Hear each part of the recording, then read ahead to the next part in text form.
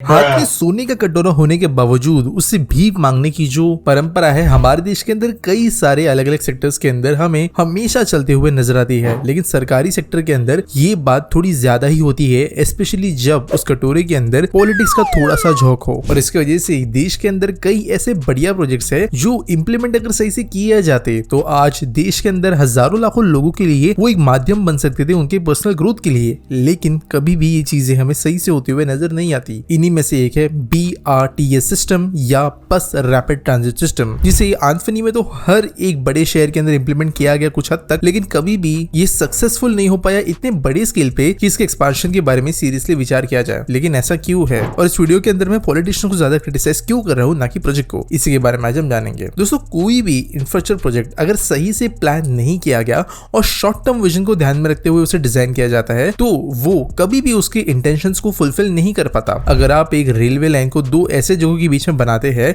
जो कहीं पर भी ऐसी जगहों को कनेक्ट नहीं कर रही है जहां पे एक्चुअल में लोग रहते हैं, तो रेलवे लाइन कितनी भी सेक्सी क्यों ना हो, वो कभी भी ऑपरेशनली प्रॉफिटेबल कहे या नंबर्स के सबसे ज्यादा लोगों को ट्रांसपोर्ट फैसिलिटी प्रोवाइड नहीं कर पाएगी। और सेम चीज कई पब्लिक ट्रांजिट सिस्टम्स के लिए होता है। एक प्राइम एग्जांपल अगर इसका दे तो वो है मोनो रेल मुंबई में बनी हुई। जब इसका फेज 1 खुला तो उसको डिजाइन इस तरीके से किया गया था कि इसका मैक्सिमम पोर्शन एक बड़े से फैक्ट्री के बगल से गुजरता था, जिसकी वजह से ज्यादा रेसिडेंशियल यहाँ पर लोग नहीं थे। इसके कारण यहाँ पे जब मोनोरेल का फेज 1 खुला तब ये एक मेगा फ्लॉप थी और हजारों करोड़ का ये जो प्रोजेक्ट है ये एक्चुअल में अपने नीड्स को फुलफिल नहीं कर पाया। धीरे धीरे चीजें सुधारने की कोशिश तो हुई लेकिन अभी भी चीजें फ्लॉड है।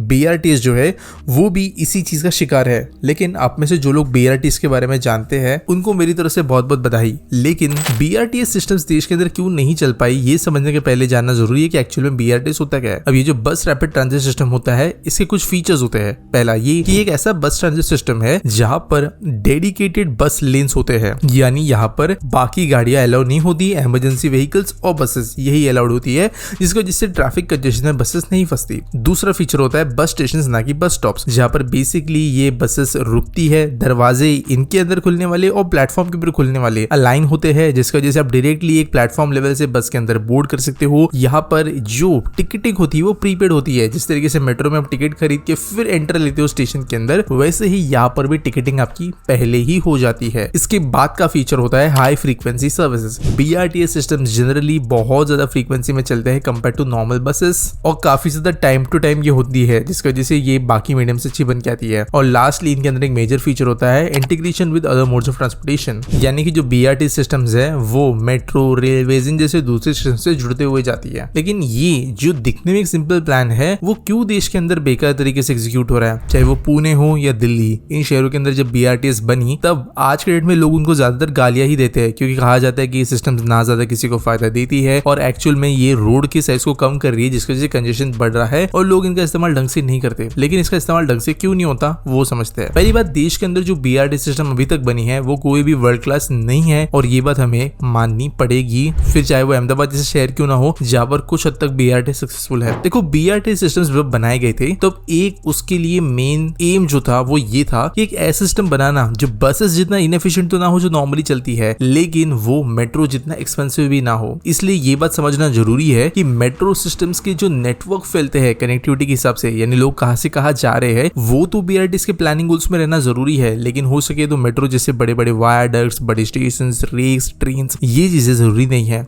BRTS के बीच की चीज है। लेकिन देश के अंदर कभी भी कोई BRTS सिस्टम इसको देखते हुए प्लानिंग नहीं किया जाता। हमारे देश के अंदर BRTS, जहां पर ग्लोबल लेवल पे BRTS सिस्टम जो है वो बहुत सारे किलोमीटर जो है बिना अपने डेडिकेटेड लेन को तोड़े हुए चलती है, वहीं पर इंडिया के BRTS सिस्टम्स हर कुछ मीटर के अंदर अपने लेन्स को खोते हुए देखती है। और ये जो डेडिकेटेड लेन्स जो मेन चीज है BRTS की, वो किसी भी सिस्टम में कंटिन्यूअसली दिख नहीं पाती। दूसरा प्रॉब्लम आता है इनएडिक्वेट इन्फोर्समेंट। BRTS सिस्टम्स के अंदर लोगों का घुसना, बस लेन्स को ब्लॉक कर देना और जो लेन्स है उनका ही ठीक से एग्जिस्ट न करना, ये इंडिया के BRTS सिस्टम्स को बेकार बनाता है। इसकी वजह से प्रॉब्लम ये है कि BRTS सिस्टम्स जो एफिशिएंसी लेके आनी चाहिए वो बहुत हद तक लेके आ नहीं पाती। लेकिन इससे भी बड़ा प्रॉब्लम जो है वो है लिमिटेड कनेक्टिविटी। जैसे मैंने कहा, मेट्रो से जो कनेक्टिविटी आ सकती थी वो जब बसेस से प्रोवाइड करने की कोशिश की जाए तब वो बस रैपिड ट्रांजिट बनता है। लेकिन अगर वो रूट ही छोटा है, उस रूट के अंदर ढंग के स्टेशन ही नहीं है, वो रूट जो है वो ठीक से प्लान नहीं किया गया, तो ऑब्वियसली BRT सिस्टम्स कोई यूज क्यों करेगा। अगर आपके शहर के अंदर एक ऐसा BRTS बन रहा है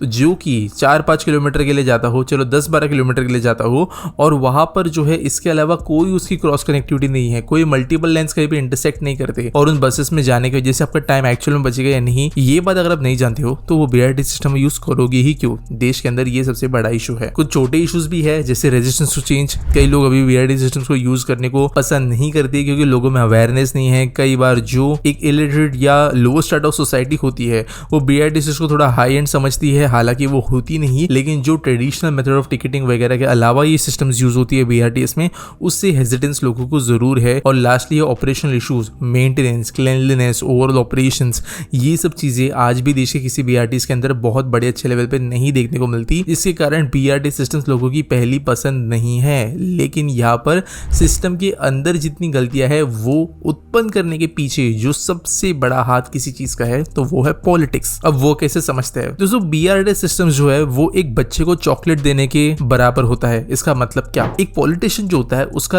एक ही जॉब होता है, और वो जॉब ये होता है कि वो इलेक्शन जीते, बाकी सब चीजें सेकेंडरी होती है। और इंडिया जैसे देश के अंदर अगर हम बात करें या कहीं भी दुनिया के अंदर, पॉलिटिशियंस जो है अपने वोटर्स को कोई ना कोई चॉकलेट जरूर देते हैं, जिसके कारण वो उनको अपना वोट दे, बेसिकली अपनी वोट वो जीत सके उनके मनों के अंदर। लेकिन यहाँ पर कई बार चीजें बैलेंस भी करनी पड़ती है। अगर फॉर एग्जाम्पल किसी कंस्टिट्यूएंसी को कोई बहुत बड़ी चीज चाहिए और वो उस पर्टिकुलर पॉलिटिशियंस के बजट में ना हो, चाहे वो कोई छोटी सी पंचायत हो या फिर स्टेट लेवल की पॉलिटिक्स या फिर वो नेशनल लेवल की ही क्यों ना हो, अगर वो चीजें पॉसिबल नहीं है टेक्निकली तो वो करना मुश्किल होगा, या फिर वो चीजें उन इन्वेस्टमेंट के हिसाब से रिटर्न्स ना लाए तो वो चीजें मुश्किल होंगी। लेकिन BRTS एक बहुत मस्त ऑप्शन बनता है कई पॉलिटिशियंस के लिए। BRTS एक्चुअल में बनाने में बहुत सस्ता होता है। आप लिटरली डिवाइडर्स लगा रहे हो रोड के अंदर, कुछ स्टेशंस बना रहे हो जो नॉर्मल पब्लिक वॉशरूम जितने होते हैं, और आप बसेस खरीद रहे हो जो जनरली ज्यादातर Tier 2 Tier 1 सिटीज के पास में होती ही है। इसके अंदर कुछ सिस्टमैटिक ऑपरेशंस को मेंटेन कर दो और आपके पास में एक BRT सिस्टम रेडी हो जाता है। लेकिन इस चॉकलेट के चक्कर में हमेशा पॉलिटिशियंस करते ये है कि इतना BRT सिस्टम जरूर बना देते हैं कि लोग यहाँ पे उस चीज को देखे, लेकिन कभी भी उसको लॉन्ग टर्म के हिसाब से प्लान नहीं होने देते जो एक्चुअल में लोगों को बेनिफिट करे।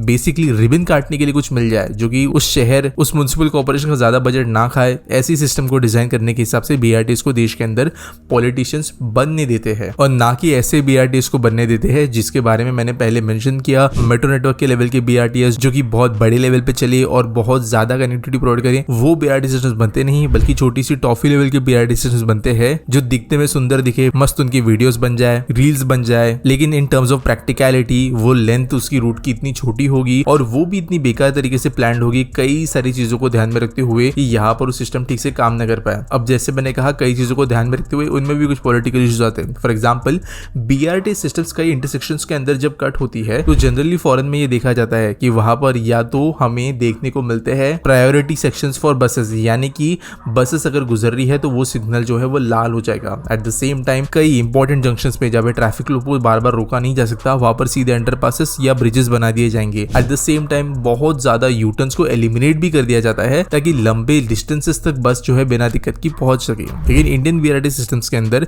यही सेम पॉलिटिक्स रीजन बनता है, क्योंकि अगर कहीं पे एक इंपॉर्टेंट यूटर्न को बंद किया जाए तो जो 10-20 रुपए का पेट्रोल ऊपर का जलेगा, इसकी वजह से लोग जो है कहीं ना कहीं पर रेजिस्ट करते हैं चेंज को। एट द सेम टाइम ज्यादातर BRT सिस्टम देश के अंदर बन रही है, वहां पर कोई अंडरपास ओवरपास देखने नहीं मिलेगा, खुल जाता है BRT सिस्टम मेन चौक के ऊपर, जिसके बाद में जो बस है उसको मेहनत करके अपने अगले वाले लेन तक पहुंचना पड़ता है, जबकि बीच में से ट्रैफिक बहता रहता है। लोग ऑब्वियसली बीच में घुसते भी है लेन्स के, और एक रेजिस्टेंस आता भी है लेन के कम हो जाने की वजह से। इसकी वजह से BRT सिस्टम जो है वो ज्यादा अपना पर्पस सर्व नहीं कर पाती। मेजरली इनका पर्पस जो है वो पॉलिटिकली एक रिबन काटने का मौका बनना रह गया है देश के अंदर। अगर देश के अंदर कोई शहर बहुत बड़े लेवल पर BRTs इंप्लीमेंट करे, स्पेशली उन शहरों के अंदर जो नए हैं, उभर रहे हैं, रोड के अंदर जगह मौजूद है और पब्लिक ट्रांसपोर्टेशन वहां की नीड है, तो ये एक बहुत अच्छा मीडियम ऑफ ट्रांसपोर्टेशन बन सकता है। लेकिन लोग जो है इसको अडॉप्ट करने के लिए तैयार नहीं और पॉलिटिशियंस वाला काम कर रहे हैं। उम्मीद करता हूं आपको ये वीडियो अच्छी लगी हुई है। आपके पास कोई सवाल है मुझे कमेंट सेक्शन में जरूर पूछना। मिलेंगे अगले वीडियो में।